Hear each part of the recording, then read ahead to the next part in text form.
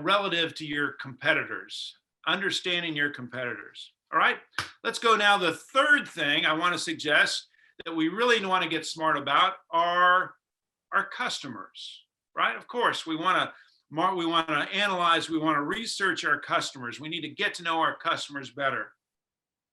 I want to suggest that there are two buckets of information that we need to gather and understand about our customers. Two types of information: demographics and psychographics. Demographics, psychographics. Demographics essentially is the information that you would find on like a census. Demographics like of an individual would be their age and their income, family status, religion, housing, all those things. Those are demographics. For a business, it would be the size of the company, number of employees, what industry are they in, how long have they been in business, how many locations. Demographics of our customers. Usually fairly easy to gather demographic information. I also want you to understand the psychographics of your customers. Second bucket of information, psychographics. Psychographics essentially is the study of what causes someone to make a purchasing decision. Psychographics. What goes on up here in the mind of the consumer that says, I want to buy that cup of coffee versus that cup of coffee. Starbucks versus Dunkin' Donuts, right? Psychographics, what's going on in our head? So let's see, how can I explain psychographics? Here's how I want to explain psychographics. I think I can make a compelling case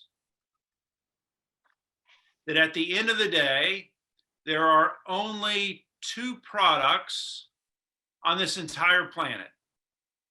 Two products. And you're selling one or the other. Aspirin and vitamins. Every company on this planet is selling either aspirin or vitamins. Let's think about that for a moment. Again, thinking about why someone consumes your product or service. Would you agree there are only two reasons that we buy anything? One is because we're feeling pain. And if we're feeling pain, what do we buy? Aspirin. Or if I want to prevent pain, or maybe I just want to feel better, what do I buy? Vitamins.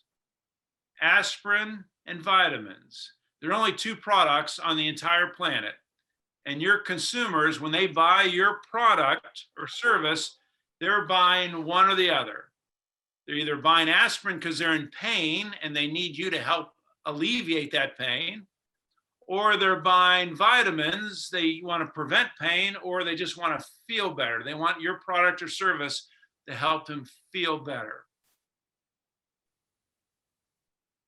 So think about what is it that you're selling? So Julie, we'll go to your customers, when they're purchasing your product or service, what are they buying? Are they buying aspirin or vitamins? Sometimes they're buying both, actually, but I would say they're buying aspirin. Okay, and talk more about that. Remind us what it is that you're selling. So we help people get their lives back on track if they suffer from a substance use disorder. So drug and alcohol treatment. Yep.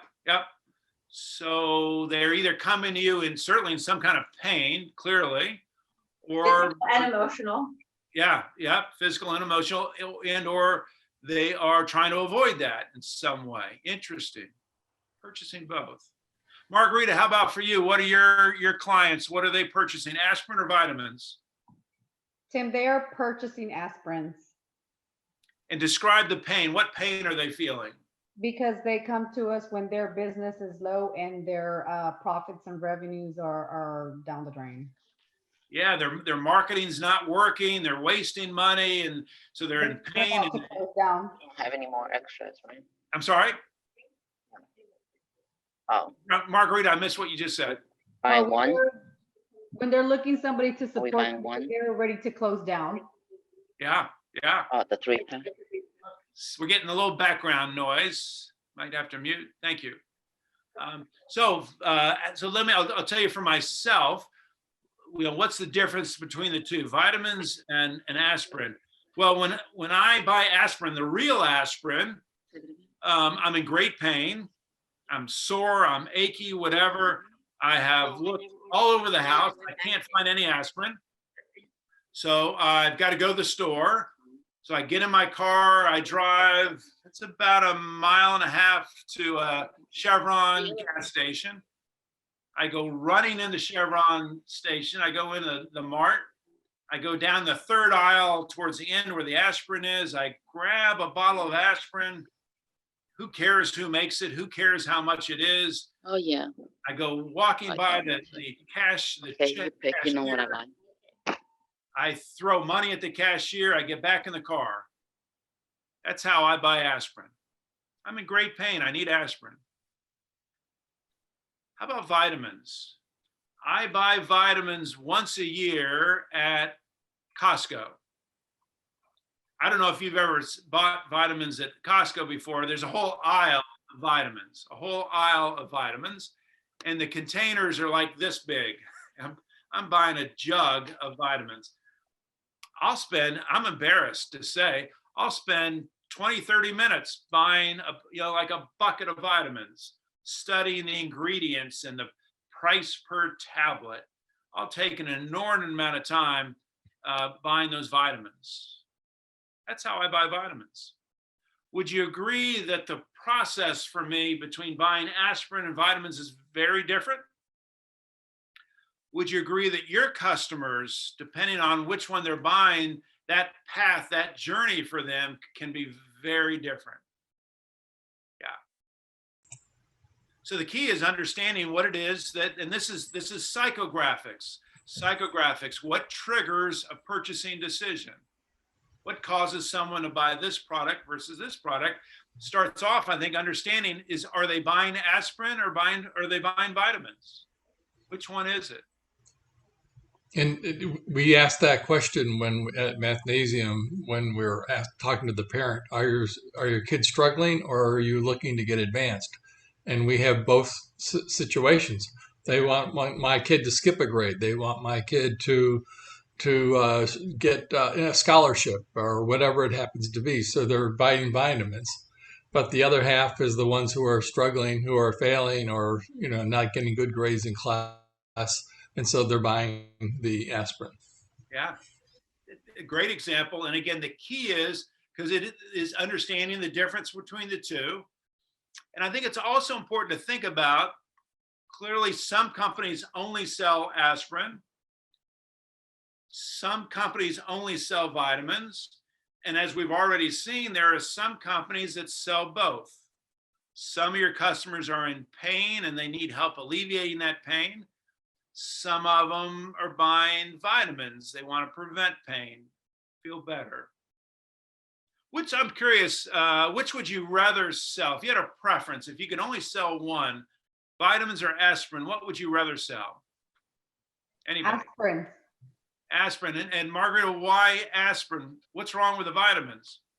I would rather sell aspirins just because I know that with my knowledge and the research that I have in the background, I am going to able not just help that particular client or person, I'm going to help an entire community because of the people that are going to go into their websites or their business with ideas, creations, and of course, most of all, a solution or an answer for what everybody else is looking for them.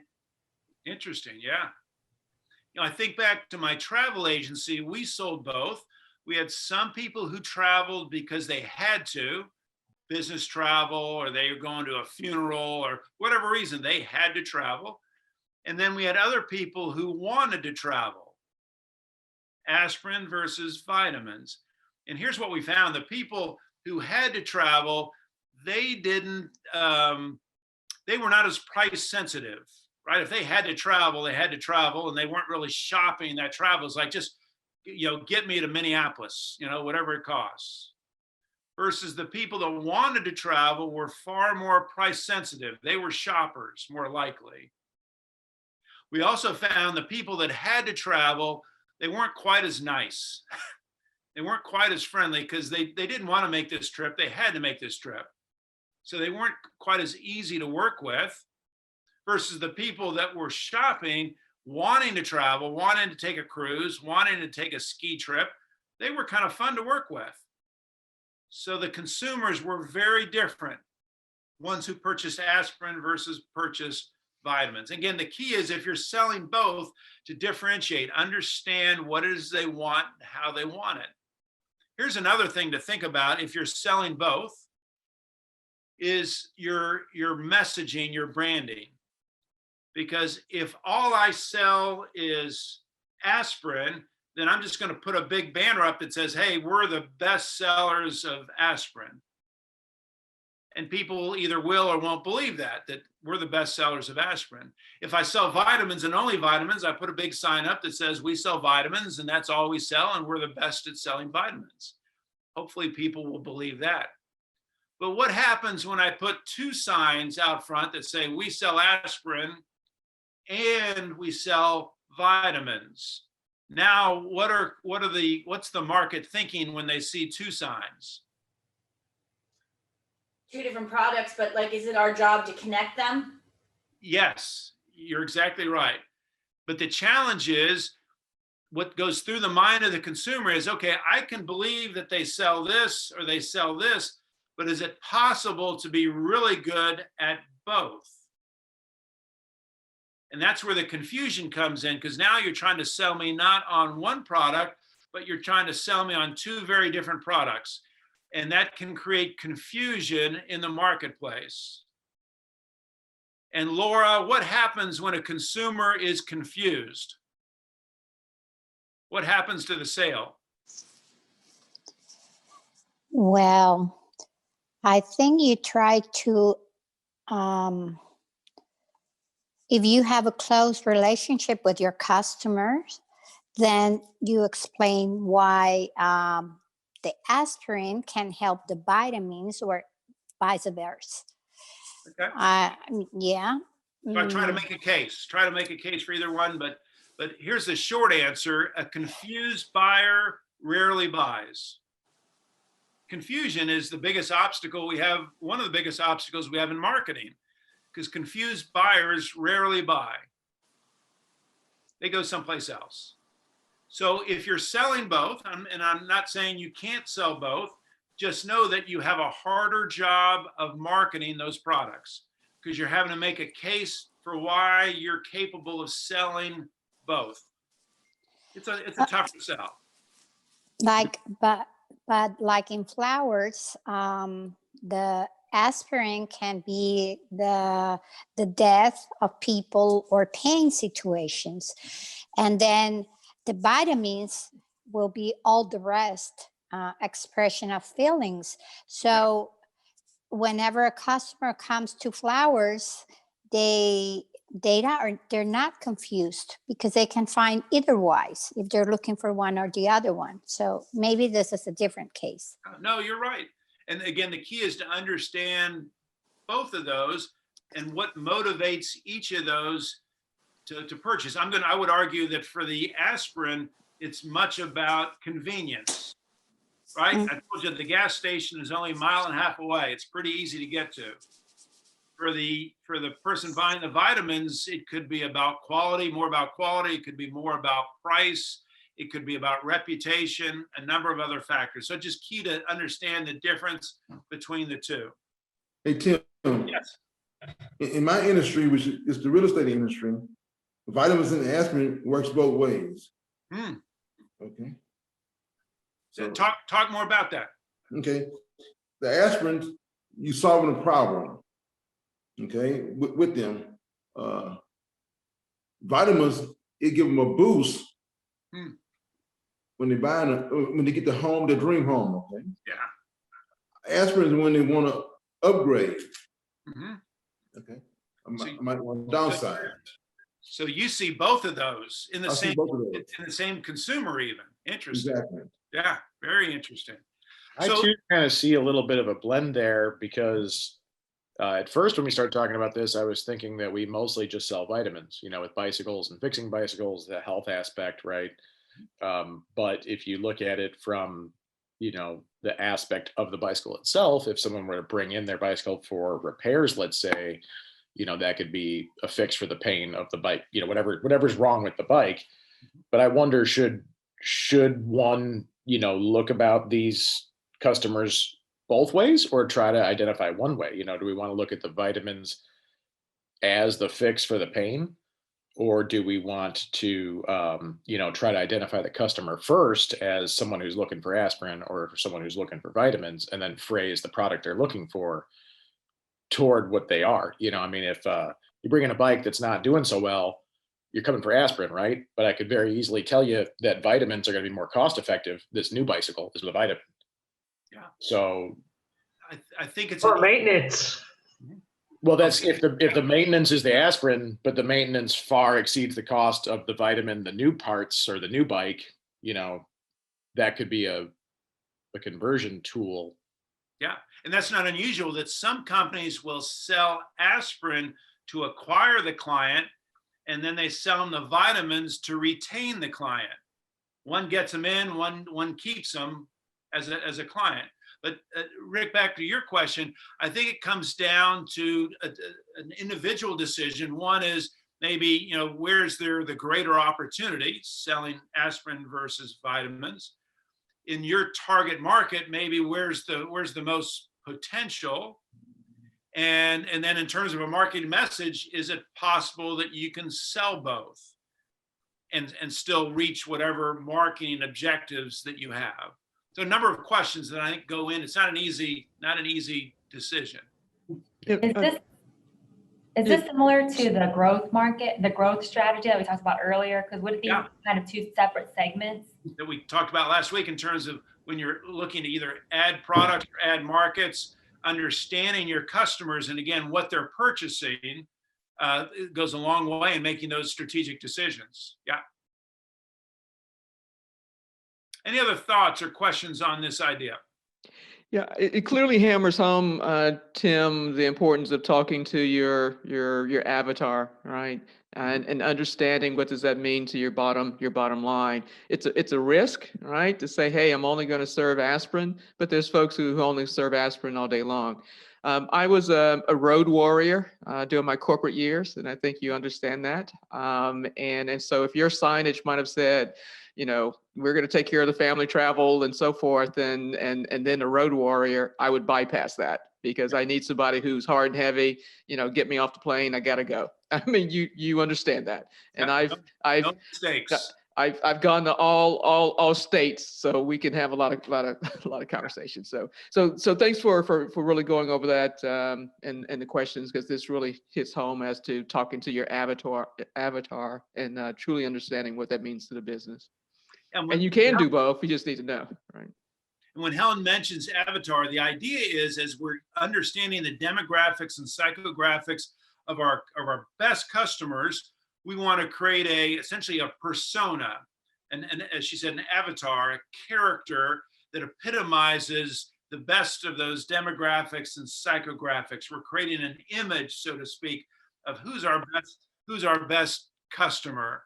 I heard an example of this recently. Chick-fil-A, which is headquartered right here in Atlanta, they've identified, they call them I want to make sure I get these right, they call them their Romeos. ROMEO, Romeos, retired old men eating out. That's one of their best demographics and psychographics for fast food, for Chick-fil-A. And so they've identified this persona that they say, okay, Romeo, we call him Romeo, retired old men eating out. So whenever they're coming up with a marketing plan, they say, okay, what would appeal to Romeo?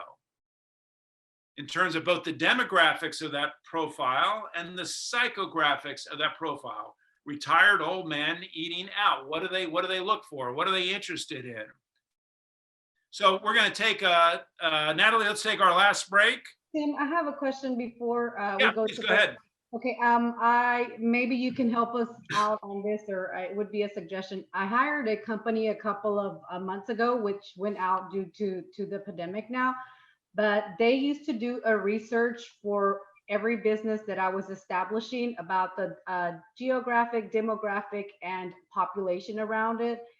It would tell me who my competitors were, how the distance, the radiation around that business, what they were making, what they were looking for, and how it could give me the growth or ideas to create my business unique.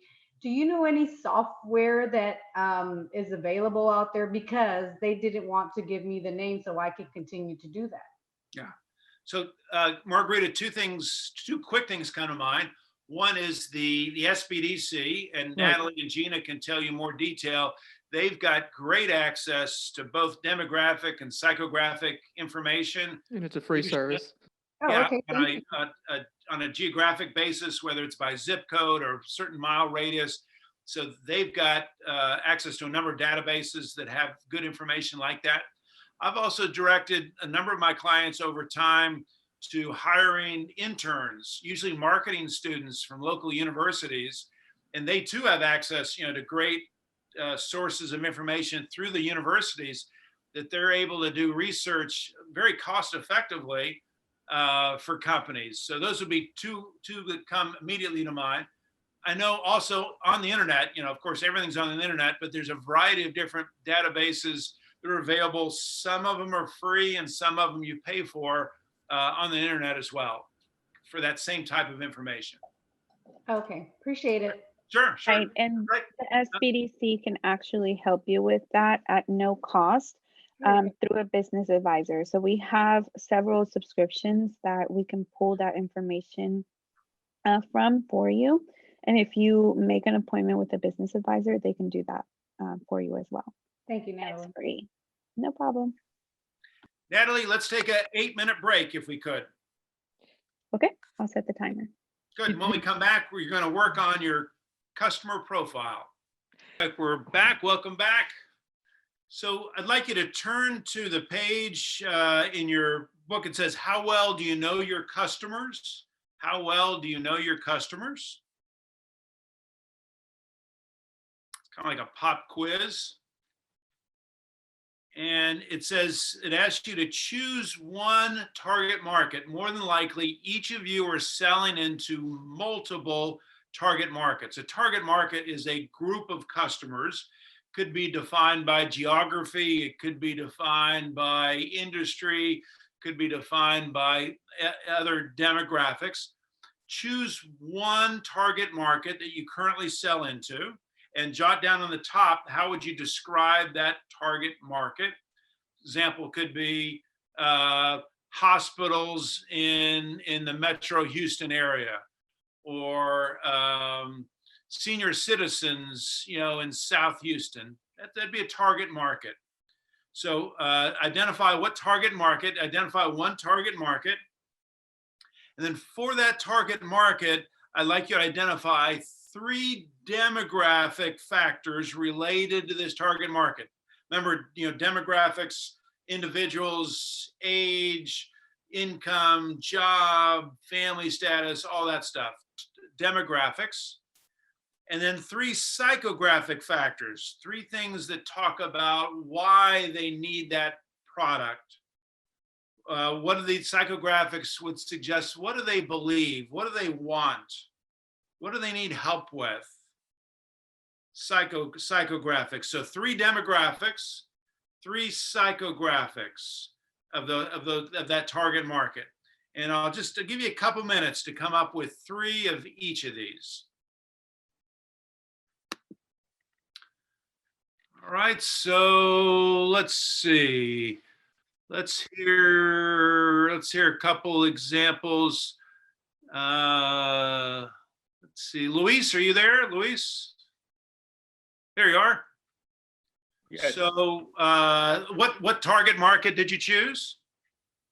Healthcare education, or employees of healthcare institutions that do education internally. Okay, they do education internally. Okay, so what are the demographics of those institutions?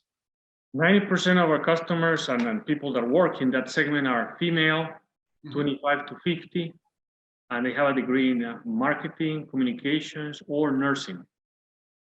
Okay, Good. Those are great demographic factors. How about the psychographics? What impacts their decision to purchase? They're more buying aspirin. They obviously they need something urgent because they need to deliver a message to their customers. They need typically the products very fast, quickly, and their decision is they hire us because we do something quickly. We're easy to deal with. They don't have to waste 3-4 days to try to get a purchase order to a bigger printer, and the product will be there next day. So So they're looking for convenience, they're looking for expertise, they're looking for ease of doing business. Very nice, very nice, okay? So think about how valuable that information is.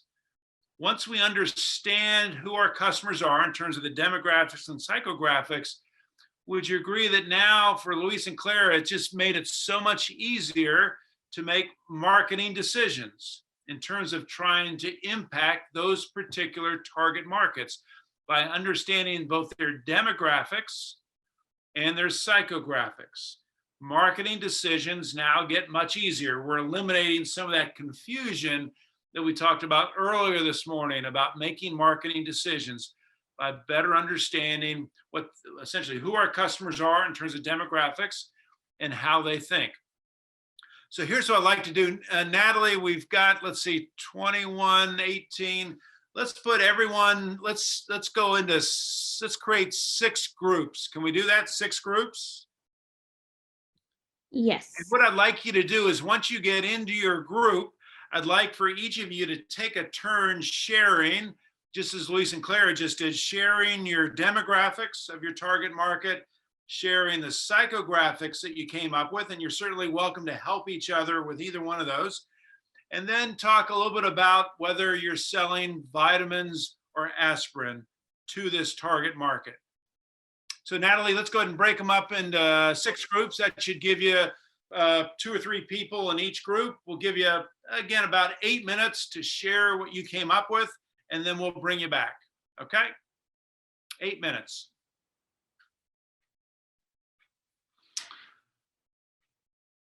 All right, welcome back. So let's hear a couple more examples of demographics and psychographics. Laura, are you there? Yep, so start with the demographics. We'll start the target market. Which target market did you choose? You're muted. You're muted. Sorry. Target market, normally Spring always finds very interesting is men from 40 to 55 years old, because they have a wide business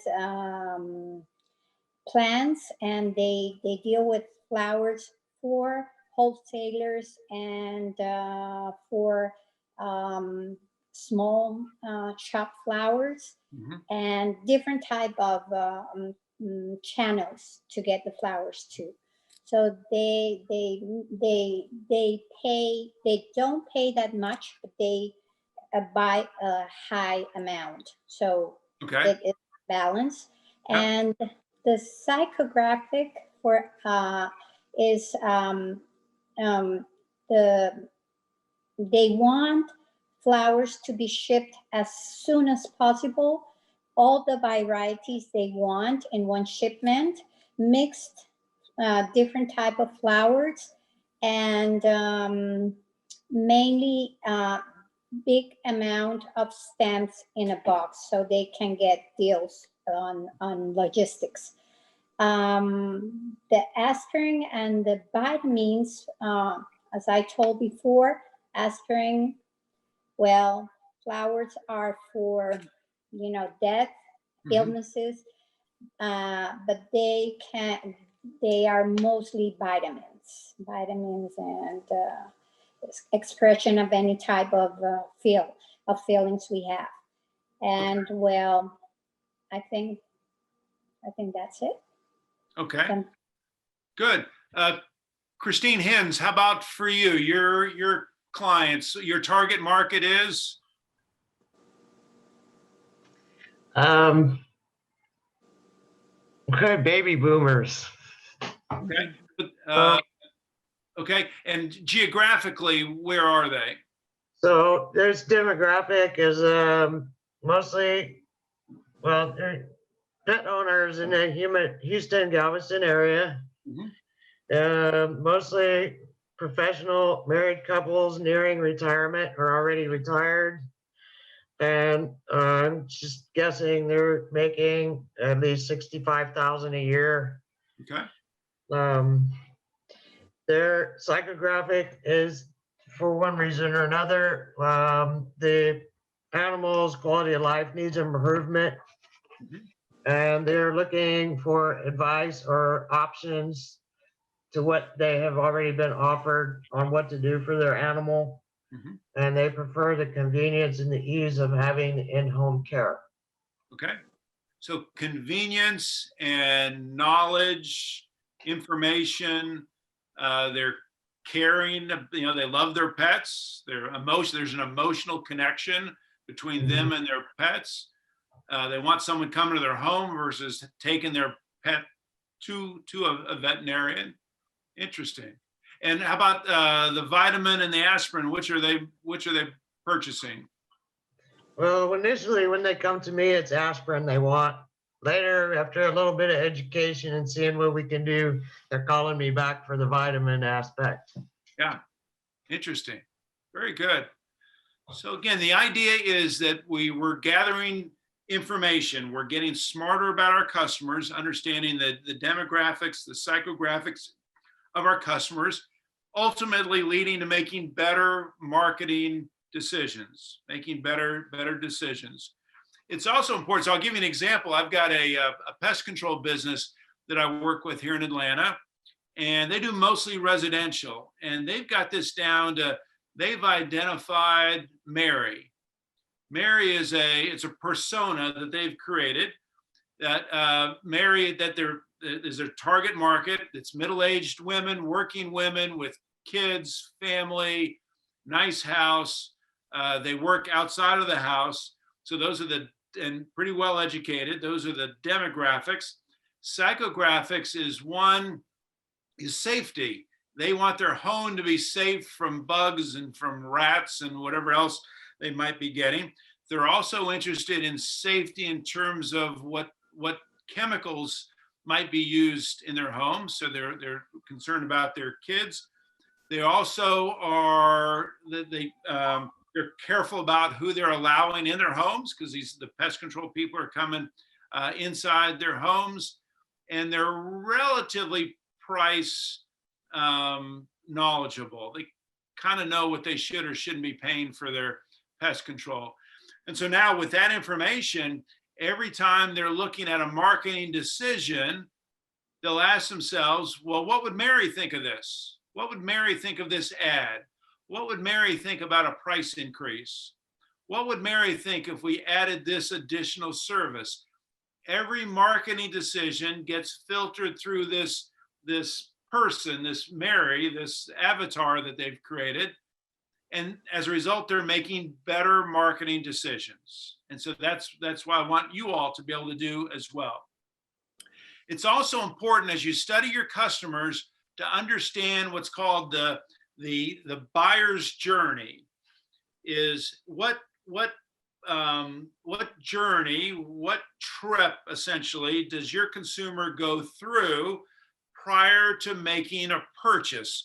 And generally there are 3 steps involved in this buyer's journey. The first is awareness, is how do they hear about you? How do they become aware of you as a provider? Awareness. And it's also, on their part, identifying that they have a problem. I need a pest control business. I need a printer. I need a cup of coffee. Awareness. The second step in the buyer's journey generally is what's referred to as consideration.